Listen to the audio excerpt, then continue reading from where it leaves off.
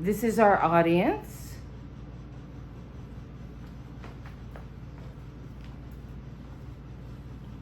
As Team USA headed into the Women's World Cup this year in New Zealand, they were looking to make history. Being the first team, man or woman, to win 3 consecutive World Cups, it didn't happen. The team ended up losing to Sweden in the 16th round. To understand how dominant the women's team has been, they won 4 titles in 1999, 1999, 2015, and 2019. The U.S. women's soccer team also won 4 Olympic gold medals during that time, only failing to medal in 2016. The dominance of the team historically has put a lot of pressure on the players. The team is varied in terms of age and experience, with this year's captain Megan Rapinoe being 38. On the other end of the spectrum, Sophia Smith is only 22.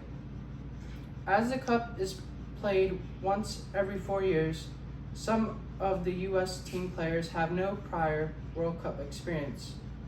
The World Cup already comes with a lot of scrutiny and international media interest. Team USA this year has shouldered expectations from the fans, the media, and their teammates. To add to that, the pressure being put on star Megan Rapinoe as she is retiring this year. All this pressure impacted the team. The media's eyes, your ability to cope with pressure is fundamental expectations for players. But in this case, the pressure was so intense that the team's capacity to set realistic expectation and willingness allows players to find ways to manage these stresses in their own ways was vital.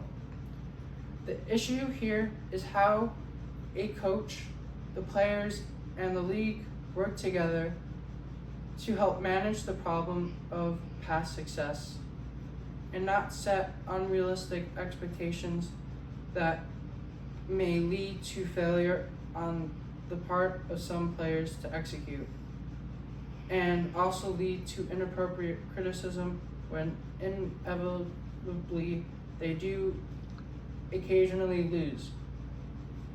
This lowering of expectations and strategy of support is the collective responsibility of all those who love the game, including fans and to a lesser extent the media. In this case, failure of Team USA led to extremely harsh judgments and shocked condemnation from fans, media pundits, and professionals in media alike. This has been a dreadful spectacle. Megan Rapinoe was vilified after the team was knocked out, with her sexuality being part of a campaign by the right wing in this country to condemn the team generally. Just yesterday, the women's team's coach resigned after a storm of criticism. The question here is it right to expect success? We hope for success and understand that history is not a guarantee of what will happen in the future. Just making it into the tournament for some teams for the first time, like Haiti, Portugal, and Zimbabwe. An achievement shifting from unreasonable expectations to a more balanced understanding of historical dominance will protect players, additional stress, and what is already an incredibly demanding situation, and will put the fans in place where they can better support, celebrate the teams they follow, rather than treating them as cruelly as we did the women's soccer team this year. A legacy of winning should be part of something a team can build upon, not way that ultimately puts them at risk of being condemned for not living up to the achievements and their predecessors. I'd like to end this speech by celebrating their achievement.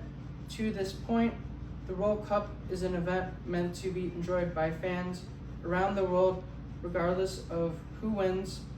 Hopefully, we will take that lesson to heart this year after the dust settles. No, you have to come. Hi, audience. All right.